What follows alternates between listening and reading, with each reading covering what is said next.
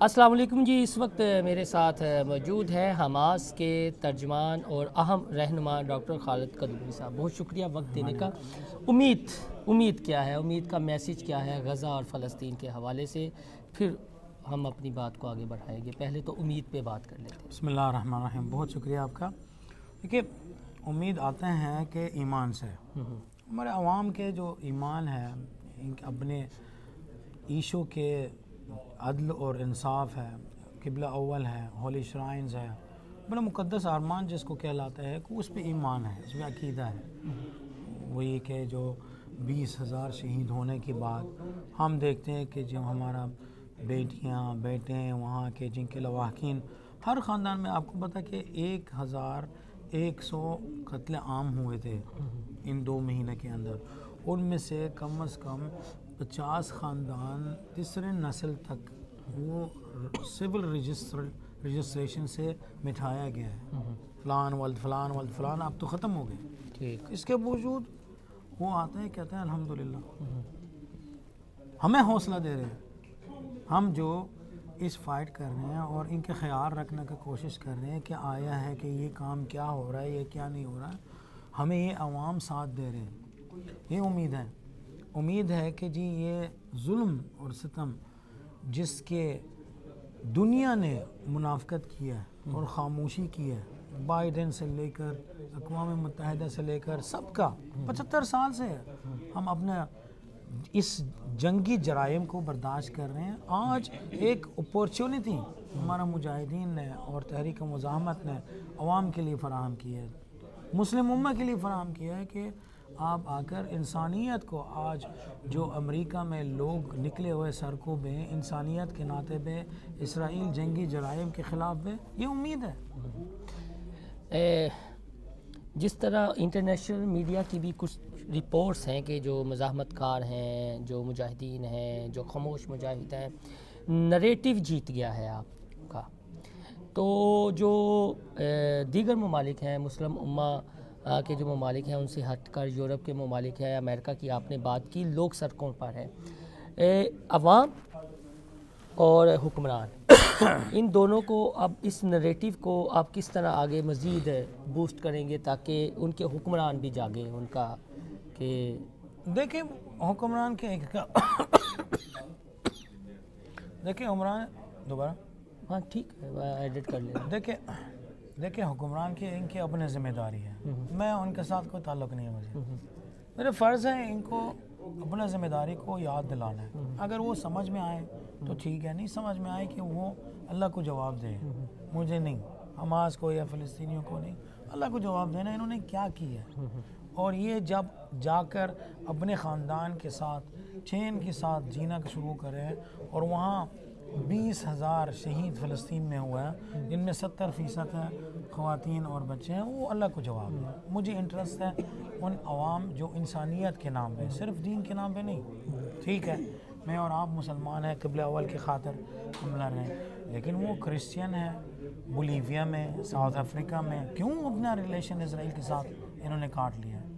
American عوام نے کیوں ملینز میں بائیڈن کی فورن پالیسی کے خلاف ہے؟ لندن میں انہوں نے کہ اپنا نعرہ اور شعار کو تحریک مزاحمت کے نام پہ وہ نکلے ہوئے ہیں.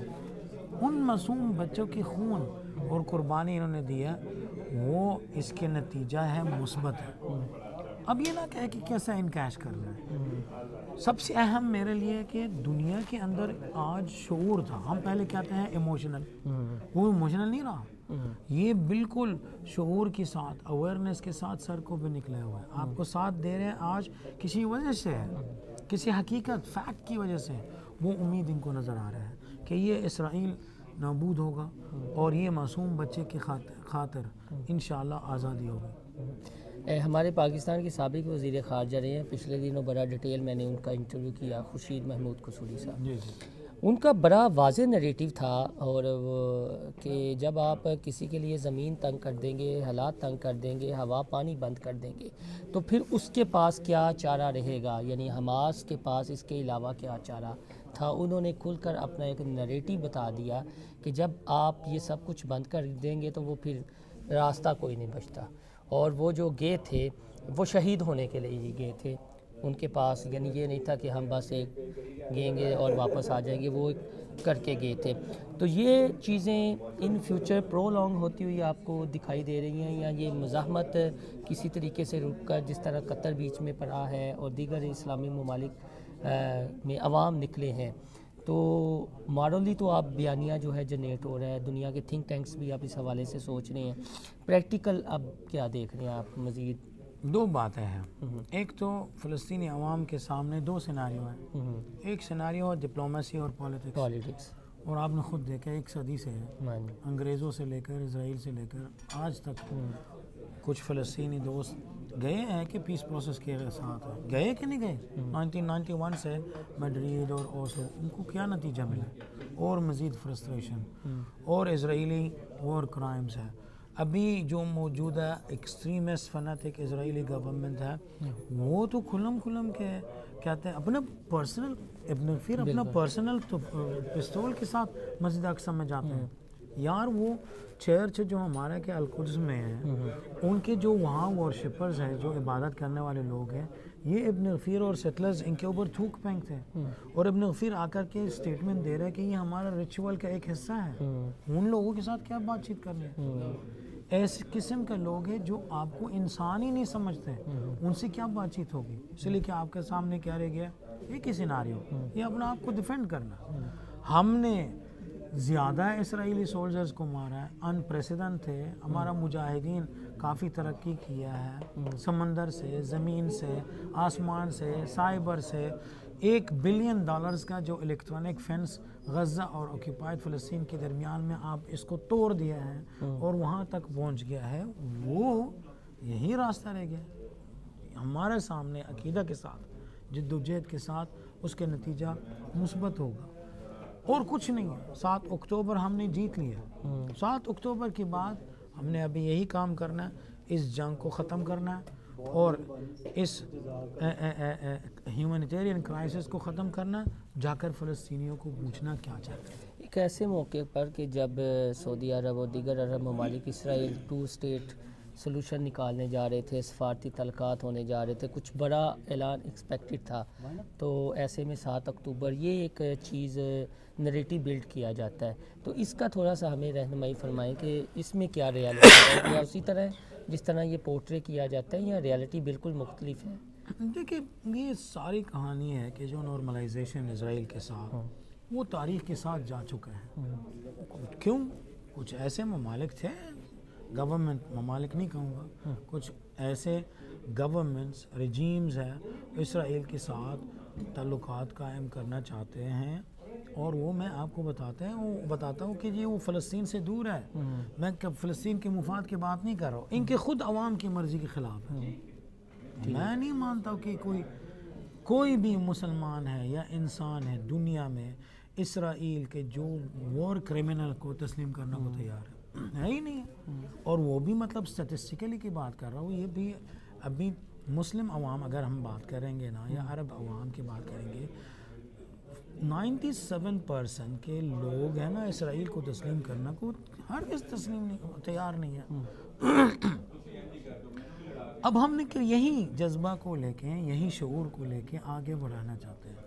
There is nothing called two-state solution. کوئی بھی چیز اپروچ، پولیٹیکل اپروچ 7 اکتوبر سے پہلے تھا، وہ 7 اکتوبر سے پہلے کے ساتھ جا چکا ہے. یعنی وہ یا آپ حق کے ساتھ ہیں یا باطل کے ساتھ. آپ نے اختیار، یہ جنگ تو لڑنا ہے اور یہ بیٹل جاری ہوگا. آپ نہیں کہ سلیکٹ کرنا آپ نے حق کے ساتھ رہنا یا باطل کے ساتھ. یہ لاسٹ میں یہ ہمارے جو خطے کے یعنی پاکستان، بھارت، ایران، افغانستان، تو ہم یہاں کا جو نوجوان ہے وہ ایک نریٹیو ہے اس کے ذہن میں، غزوۃ الہند، خراسان سے قافلے آئیں گے، بیت المقدس فتح ہوگا، یہ چیزیں نکلیں گی.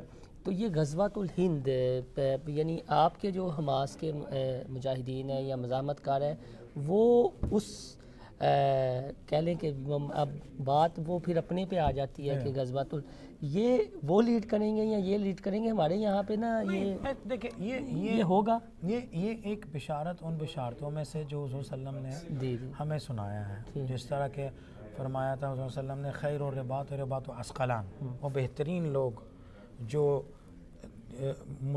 مسلم محاذ کو حفاظت کرتے ہیں وہ لوگ ہیں جو اسکلان میں ہیں. اسکلان کے جو غزہ کے قریب ہے کچھ کلومیٹرز میں ہے, اس کا مطلب کیا ہوتا ہے, یعنی مسلم امہ ہے.